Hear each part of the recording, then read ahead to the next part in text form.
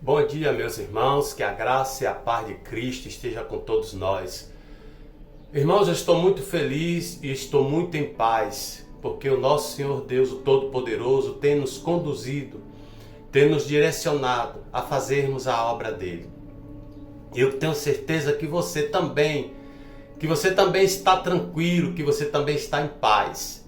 Porque o nosso Deus, ele é presente, o nosso Deus está conosco, está comigo e com você, o nosso Deus está na sua obra, a igreja, que é o corpo dele, é comandada por ele, ele está no comando, ele está na frente. Nós estamos passando por dificuldades, isso é bem verdade, as lutas têm sido muitas mesmo, as guerras, as batalhas que nós temos travado são terríveis, mas o nosso Deus, ele tem nos fortalecido. Ele tem derramado sobre nós a sua graça, ele tem nos dado alegria. E não nos tem faltado nada, não nos falta o alimento no prato, não nos falta a provisão, não nos falta o cobertor, não nos falta a cama, não nos falta o abrigo. Nós temos casa, temos roupa para vestir, comida no prato, água em abundância, estamos respirando esse ar que é puro. Por isso o nosso Deus é digno de confiança. Nós confiamos nele, eu confio e tenho certeza que você também confia nesse Deus Todo-Poderoso. E o Senhor Jesus Cristo nos diz em sua palavra que a prova que o mundo teria que ele está conosco é quando nós nos amássemos, quando nós fôssemos unidos, quando nós andássemos de mãos dadas, quando nós fôssemos um com ele, assim como ele o é com o Pai. Ele diz que o mundo então perceberia, notaria, veria que o Cristo, que Jesus e Yeshua HaMashiach está com a igreja quando a igreja é unida. Nós somos unidos, graças a Deus.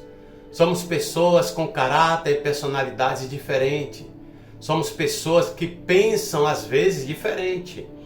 Mas nós somos unidos em um projeto, unidos em um objetivo que é engrandecer e adorar o nome do nosso Deus.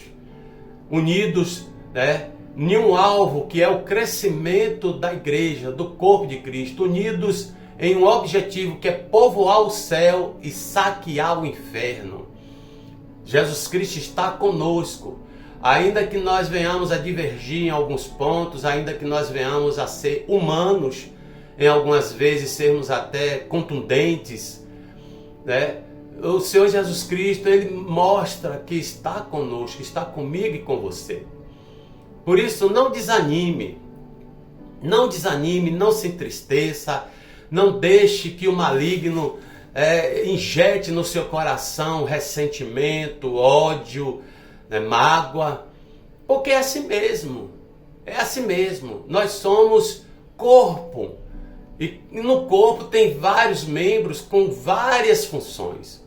No corpo tem o olho, e a função do olho é dar visão, é fazer com que o corpo veja. No corpo tem os ouvidos, e a função do ouvido é dar audição. Tem a boca, e a função da boca é digerir, é alimentar o corpo. A função do estômago é digerir o alimento que a boca recebe. Então, nós somos o corpo e a igreja é assim também, é um corpo e tem vários membros com várias funções. Mas o Espírito é um só. O Espírito Santo é aquele que nos dirige, que nos conduz. Ele nos dá os dons, nos dá sabedoria, ele nos dá alegria, ele nos dá amor para nós distribuirmos entre nós mesmos. Então, quando o inimigo se levanta para trazer dissensão, para trazer discussão, desentendimento em um grupo, ele quer destruir, ele quer separar, ele quer desmanchar, dissolver aquele grupo. É isso a intenção do inimigo.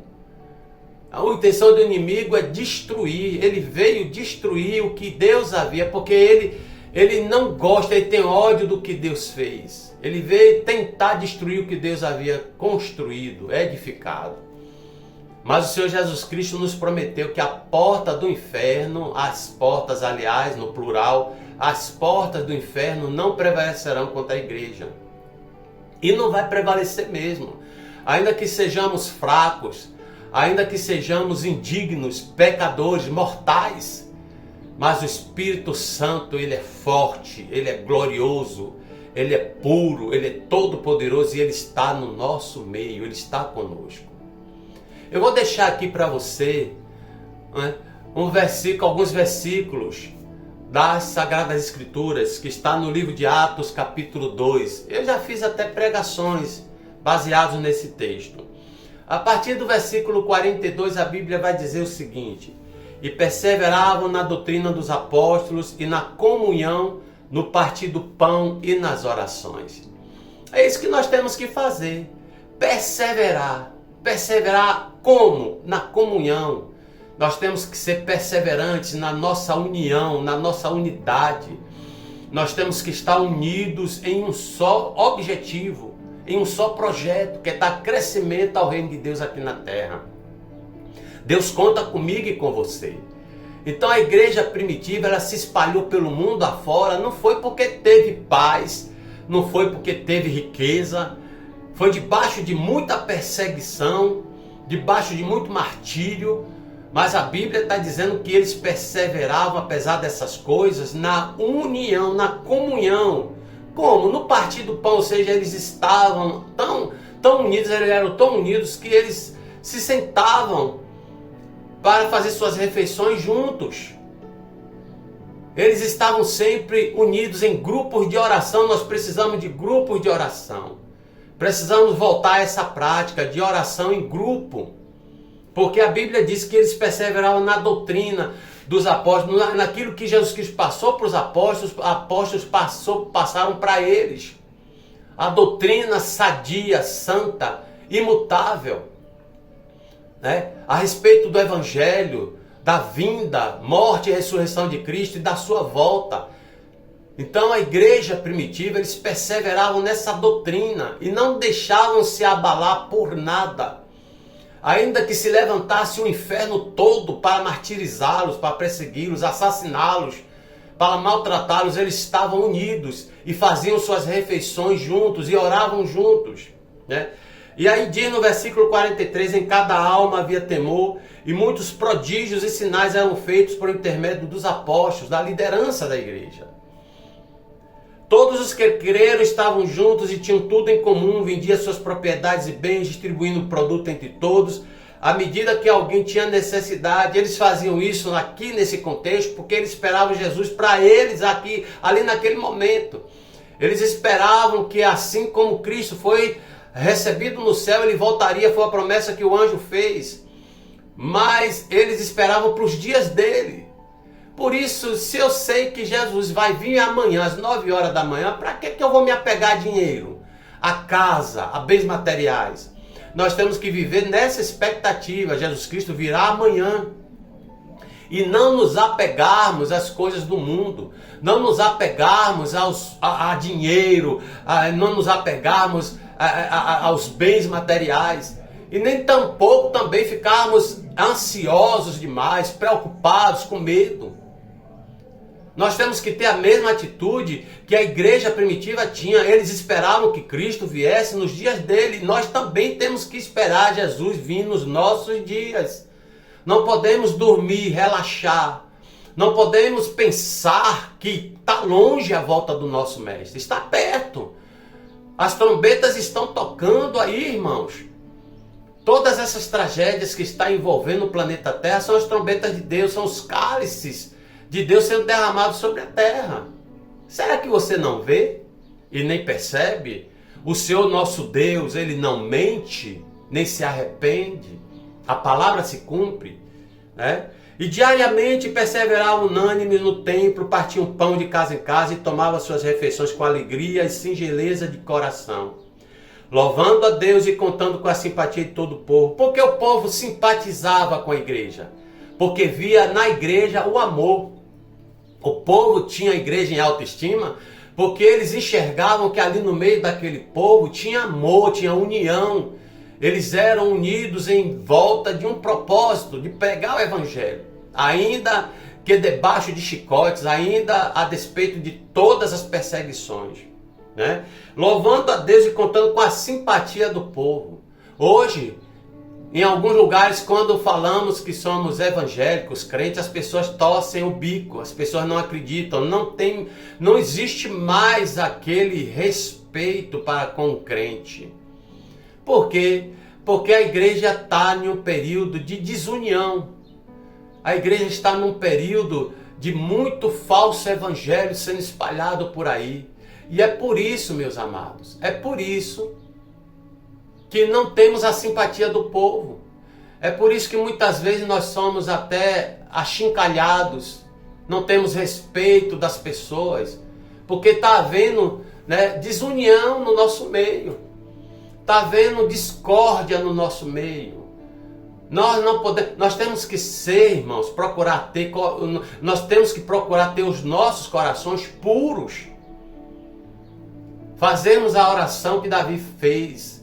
Deus cria em mim um coração puro e renova em mim um espírito inabalável. É isso que nós precisamos, amados. Renovar a nossa fé, renovar o amor que temos um para com os outros, para que aí fora nós tenhamos, né, a simpatia do povo.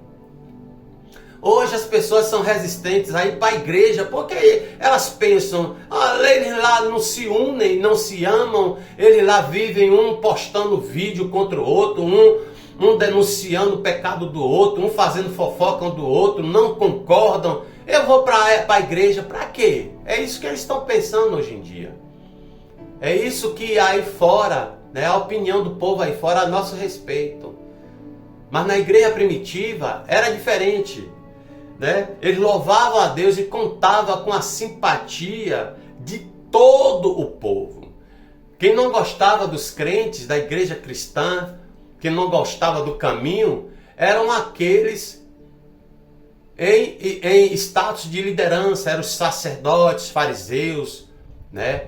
Aqueles líderes religiosos. Mas o povo simpatizava com a igreja porque o povo via amor, união no meio da igreja.